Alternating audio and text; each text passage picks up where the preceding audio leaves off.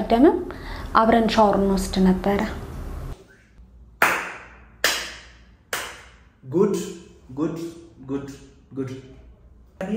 አሎት መቆጣ ቆዶ ባና ጎዳይ የሮባይ ፊልም ላሎ ፊልም ዲራ ሮባይ ዳላን ትሬ ይሰበሪን በቃ ይረጃለች ይልቀበ ከራፍ ያኔ ይረጃለዳ ናይርግ ቃመሳላቂ ፎቶ ካሲ ናይርግ ይላል ምን ወልፉ ዳኒሌ አባውና ፈራማና ታኒ still kantale video sexy ko fana nanju amma na kunna mera abba mana fada mana da fedin qabu fi gawa filmi ol kunna disalalu kan fedin saktika garu gafa da mana sabra go zero nanju saganta ke guyarra bayi mila ke sakka singal chunan beka garu barsisu dubbachu halan qabu fin dubbadda sena bayi fokkisate namonni kalille karabaratani jedame kan qodamedha intalli argitan kun intalli kuni adadashi intala adadashi wali wajjini durbaaf durbi seksek wajjin gochaatuan akkamit akka isaan jalqaban dhibba akkamii akka ishee irraan ga'ee dubbatti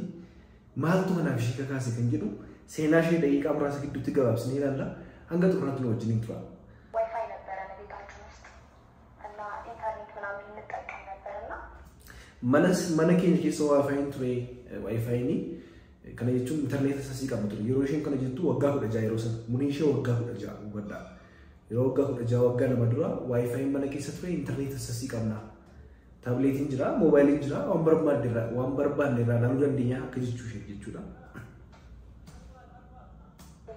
ነገሮችን አየን ከኢንተርኔት ላይ እና ማወቅም ስለምፈልግ ለዛም ጉጉት ስለነበረ ገብተን እናይ ነበር እንደዛ ነገር internet irralmo ega filmi sexy garagara video sexy garagara waan jirufi ilalu waan barbaanneef hawi waan qabnuuf barus waan fiinu yeroo sana intala dada ko jinini shee angakas illa la jette dufte ko muriyaas waati qodo jitti fakkaata wali wajjinin ilaalla filmi kalalu qabna filmi sexy ilaalla jette akka shee kakaasa jirtu sirratti argaa jechuudha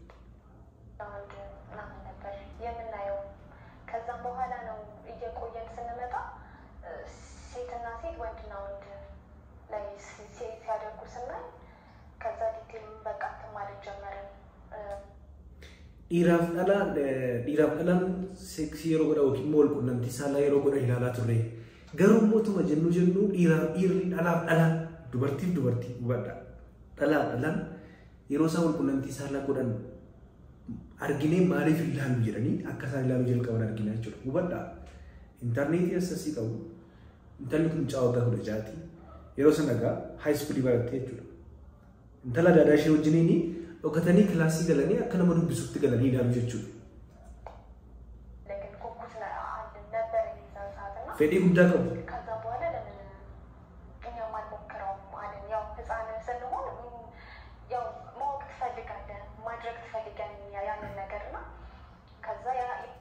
wada erga sari argine nutis maaliif iyyalu nuti durbaaf durbi erga wal qunnamtii saala gochuu danda'u ta'eeti yookiin immoo waliin ciisuu danda'u ta'eeti maaliif iyyalu baruu qabna jedhanii sadarkaa yaaduu kanatti dhufan jechuudha ilaaluu isaanii laatan kee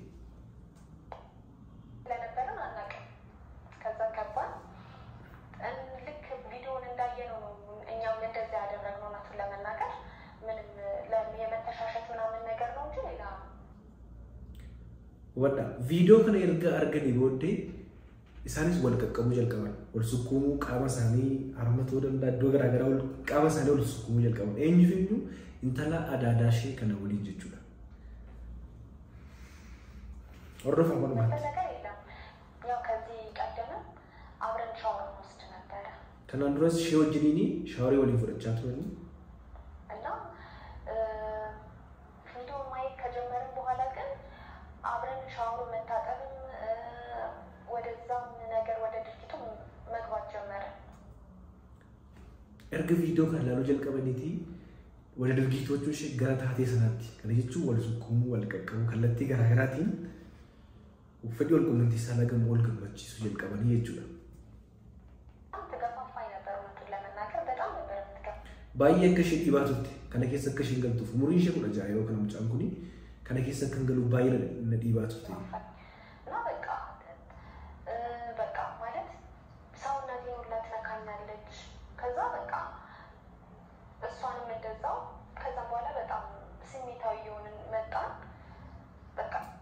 qaama hundumaatti natti muumutanis itti bubuun jalqabee isa booda miira keessa galuu jalqabne. ያንን ቪዲዮ ካየን በኋላ ሁሌ በቃ ሻወር በገባን ቁጥር ሁሌ ያንን ነገር ነው የምናደርገው። ሻወርም እንደዛም እያደረግን ሻወር yeroo gala yeroo hundumaa waan kana godhu jechuun akkaataa durbii tokko wal gammachiisu wajjin siksii goonaa jechaatti baay'ee. ግን አብረን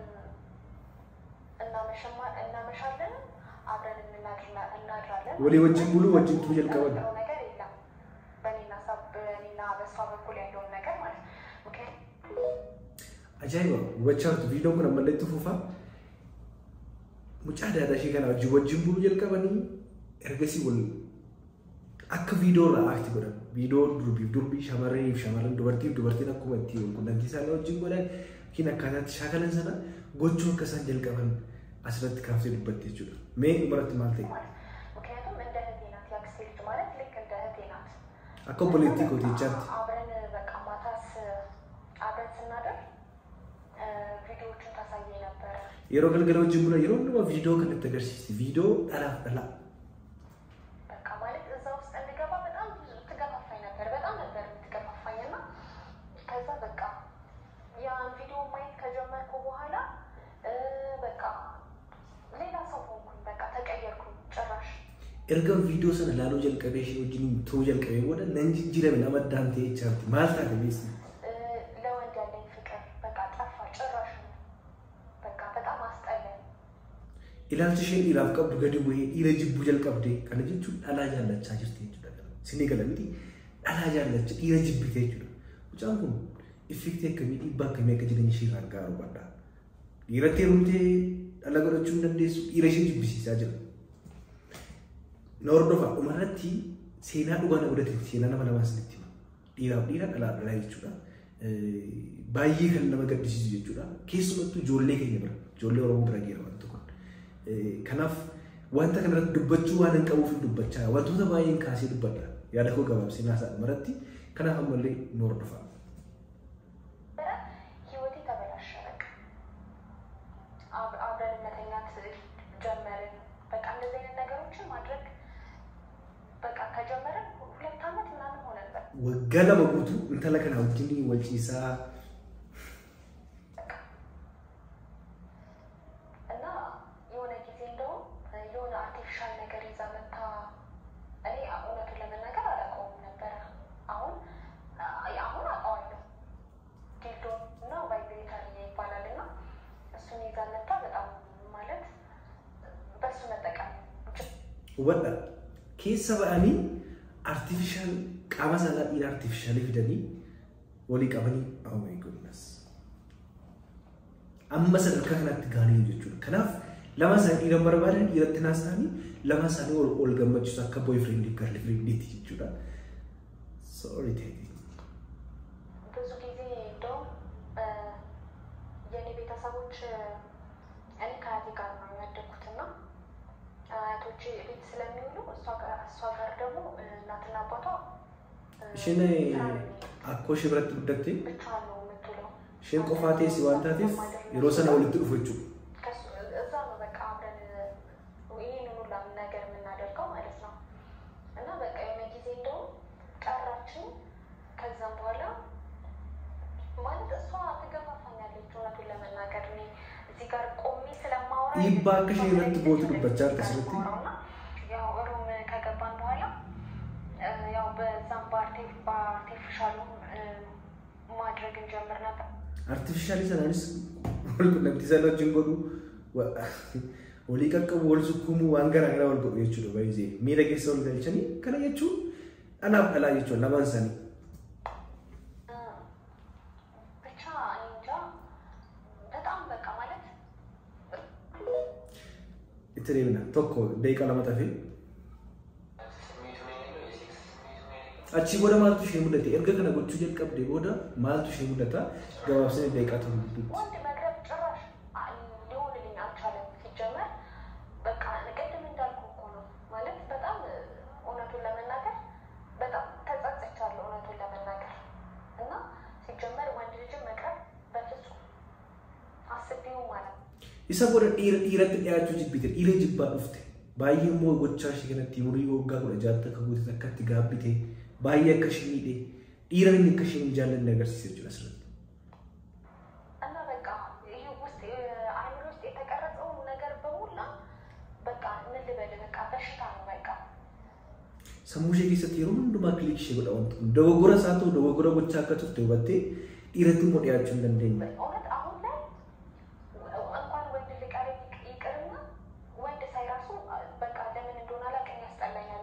dhiirumatti dhiyaachuu miti dhiira yeroo jaariif iyyuu hin jibbisiisa. ምክንያቱም ከልጅነቴ የተቀረጸው ያ ጸጸት ያደረኩት ነገር በጣም ይጸጽተኛል። አሁን ላይ በጣም ነው የሚጸጽተኝ እና ለምን እንደዚያ አደረኩ እላለሁ ራሴን ሳ Wadda mucaan kun fiilmi ilaaluu jalqabanii moobaayilii intarneetii waayifaayi assasii qabu waan garaa garaa seerchi godhu maaliif fiilmi seeksii ilaalu jedhanii fiilmi isaa ilaalanii intala daadaa ishee wajjin akka obboleettiitti kan horatuuf hojii ilaaluu jalqabanii utuma ilaalanii keessa ba'anii kan dhiiraa kan dhalaa ilaaluu jalqaban fiilmi seeksii jechuudha.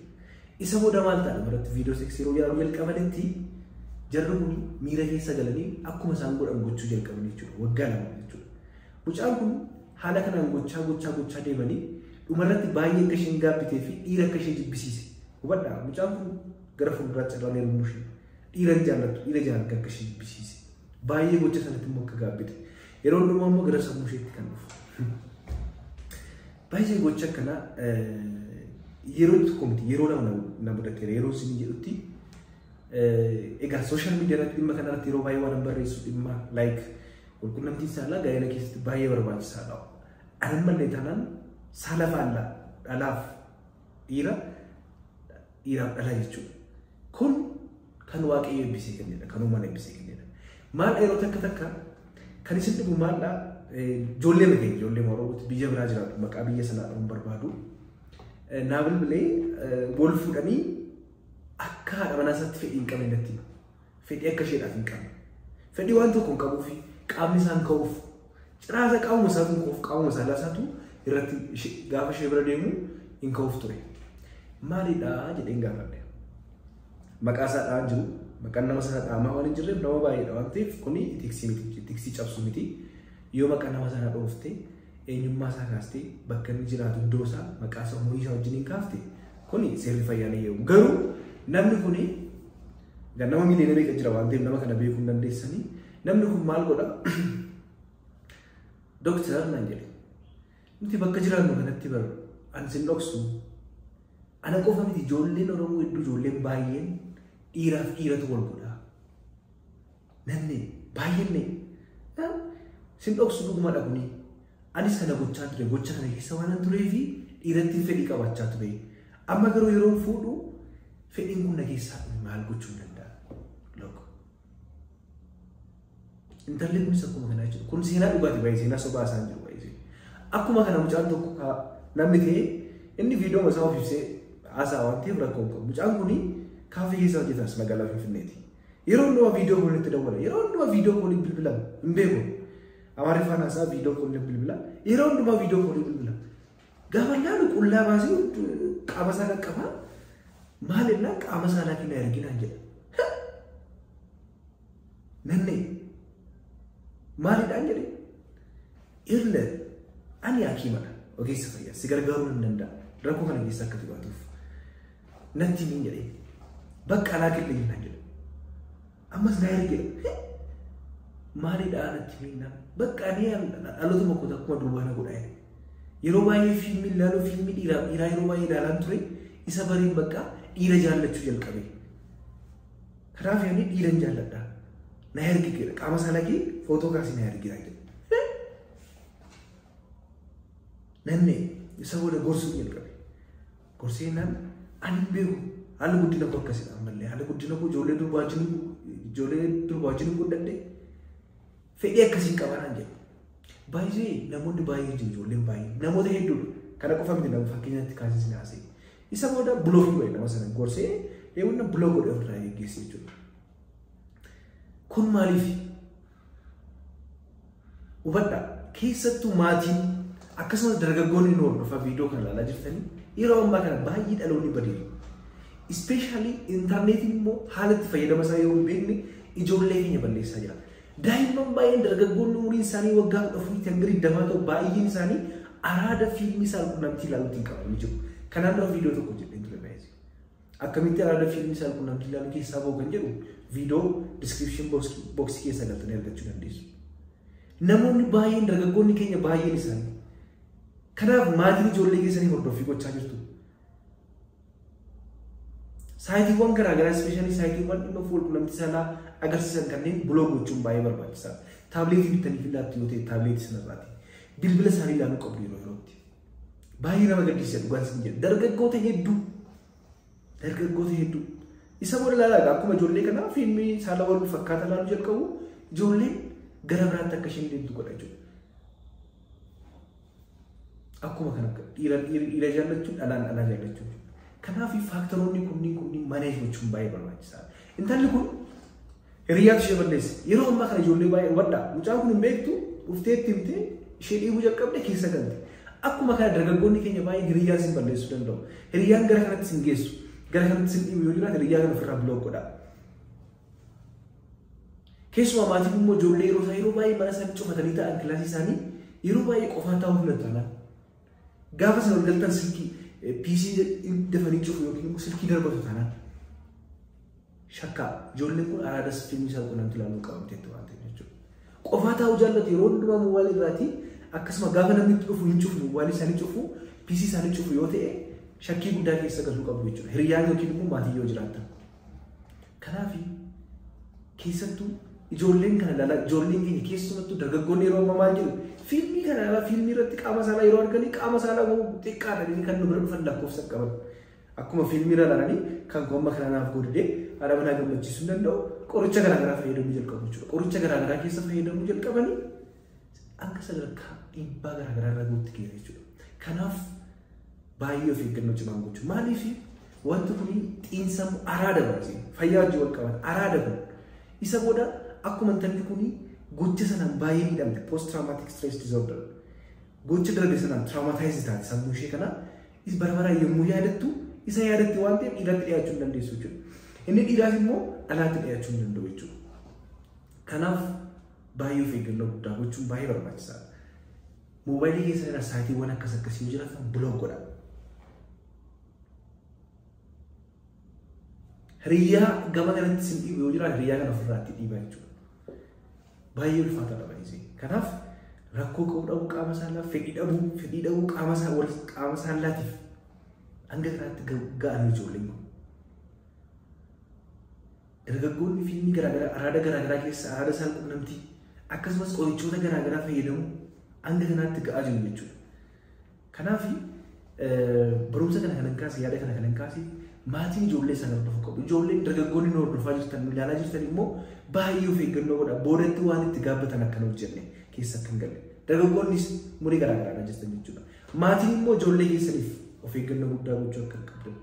Even wal fuudhanii illee abbaa manaa fi haadha manaa ta'anii istil kan taane viidiyoo seeksii qofa ilaalan jiru. Amma na quunnameera nan. Abbaa manaa fi haadha manaadha. Fedhiin qabuu fi gaafa fiilmii wal quunnamtii sana ilaalu fedhiin isaatti ka'a. Garuu gaafa haadha manaa sabra ga'u zeeroo hin jiru. Kanaaf of eeggannoo guddaa gochuun baay'ee barbaachisaadha. Wantoota akkasii kana dhiyeesseef dargaggootaaf dhaloota ammaa kana barumsa ta'uu jedheeni waa'ee akkamitti immoo araada fiilmii saalqunnamtii ilaaluu keessaa ba'a kan jedhu viidiyoo hojjedhe ilaaluu dandeessu. Hanga xumuraatti wajjin turtanii waan hordoftaniif guddaa galatooma isin jedha. Fayyaa